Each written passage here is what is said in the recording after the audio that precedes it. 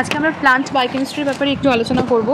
তো এর মধ্যে প্রথমেই জানবো হচ্ছে স্টেরিও আইসোমারিজম সম্পর্কে। অপ্রতিসম কার্বন বা এর উপস্থিতির উপর ভিত্তি করে শর্করার প্রতি অণুতে সমসংখ্যক কার্বন এবং সমসংখ্যক রাসায়নিক গ্রুপ বিভিন্ন বিন্যাসে বিভক্ত থাকতে পারে। ক্ষেত্রে স্থূল সংকেত একই থাকে। এই ঘটনাকে বলা হয় স্টেরিও আইসোমারিজম, যেরকম এল ম্যানোজ, ডি গ্যালাক্টোজ ইত্যাদি।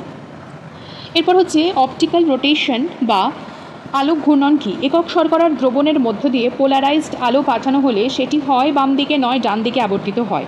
শর্করার দ্রবণে আলোকের এই আবর্তনকে আলোক ঘূর্ণন বলে। যে সকল শর্করা ঘড়ির কাঁটার দিকে আবর্তন করে তাদেরকে দক্ষিণাবর্ত বা ডেক্সট্রোরোটেটরি সুগার বলা হয়, এবং যে সকল শর্করা ঘড়ির কাঁটার বিপরীতে আবর্তন করে তাদেরকে বামাবর্ত শর্করা বা ল্যাবরেটরি সুগার বলা হয়। এরপর হচ্ছে স্যাপনিফিকেশন কি এবং আয়োডিন সংখ্যা কি বা আয়োডিন নাম্বার কি? স্যাপনিফিকেশন নাম্বার এবং আয়োডিন নাম্বারের সম্পর্কে জানবো।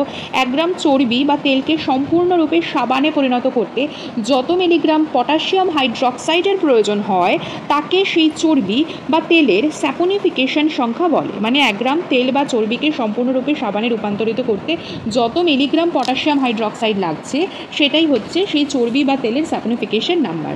স্যাপনিফিকেশন সংখ্যা যত বেশি হয় চর্বি বা তেলে তত কম আণবিক ভরের ফ্যাটি অ্যাসিড উপস্থিত থাকে।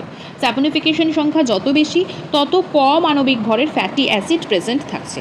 এরপর 100 গ্রাম স্নেহ পদার্থ যত গ্রাম আয়োডিন গ্রহণ করতে সক্ষম সেই পদার্থের তাকে আয়োডিন সংখ্যা বলা হয়। স্নেহ পদার্থের অসম্পৃক্ত মাত্রা খুব সহজেই তার আয়োডিন সংখ্যা নির্ণয়ের মাধ্যমে জানা যায়।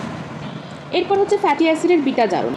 বিজ্ঞানী লুপের মতে বিটা জারণ প্রক্রিয়ায় ফ্যাটি অ্যাসিডের বিটা স্থানে অর্থাৎ কার্বক্সিল মূলক থেকে তৃতীয় কার্বন অণুতে ঘটে থাকে। প্রতিটি স্তরে বিটা জারণের ফলে 2টি কার্বন একক উৎপন্ন হচ্ছে, ফ্যাটি অ্যাসিডের 2টি কার্বন একক উৎপন্ন হচ্ছে এবং সেই যে 2টি কার্বন অণু হ্রাস পাচ্ছে।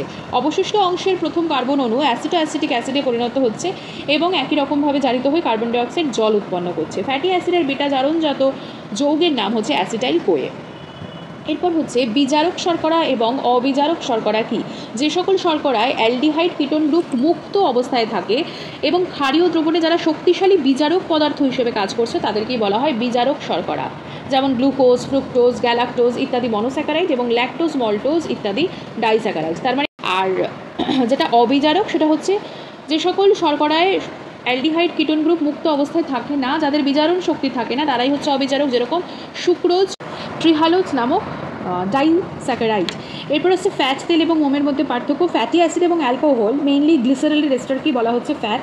মনোগ্লিসারাইডে যেরকম থাকে 1 অণু ফ্যাটি অ্যাসিড এবং 1 অণু গ্লিসারলের এস্টার। ডাইগ্লিসারাইডে 2 অণু ফ্যাটি অ্যাসিড, 1 অণু গ্লিসারলের এস্টার। ট্রাইগ্লিসারাইডে 3 অণু ফ্যাটি অ্যাসিড ও 1 অণু গ্লিসারলের এস্টার বা নিউট্রাল ফ্যাটকে বলা হচ্ছে। গড়ের তাপমাত্রায় যখন তরল অবস্থাতেই যে ফ্যাটটা থাকছে সেটাকে বলে তেল, যেরকম সরষের তেল বা বাদাম তেল। আর গ্লিসারল ছাড়া অন্যান্য অ্যালকোহলের সাথে যে ফ্যাটি অ্যাসিডের যে এস্টারটা হচ্ছে সেটাকে মোম বলা হয়। এক্ষেত্রে লম্বা শৃঙ্খলযুক্ত ফ্যাটি অ্যাসিড একটি OH গ্রুপযুক্ত অ্যালকোহলের এস্টার দ্বারা গঠিত হচ্ছে। এটাকে মাইরিসিল পামিটেড যেরকম মৌচাকে পাওয়া যাচ্ছে।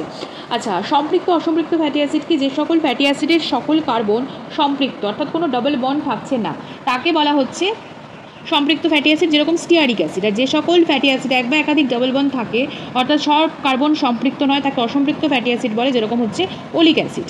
এরপর অপরিহার্য অ্যামিনো অ্যাসিড কি? কিছু কিছু অ্যামিনো অ্যাসিড আছে যা প্রাণীদেহে সংশ্লেষিত হয় না অথচ উদ্ভিদের সকল অ্যামিনো অ্যাসিড প্রস্তুত করতে পারে। প্রাণীদেহে সংশ্লেষিত হয় না এমন অ্যামিনো অ্যাসিডগুলোকেই অপরিহার্য অ্যামিনো অ্যাসিড বলে।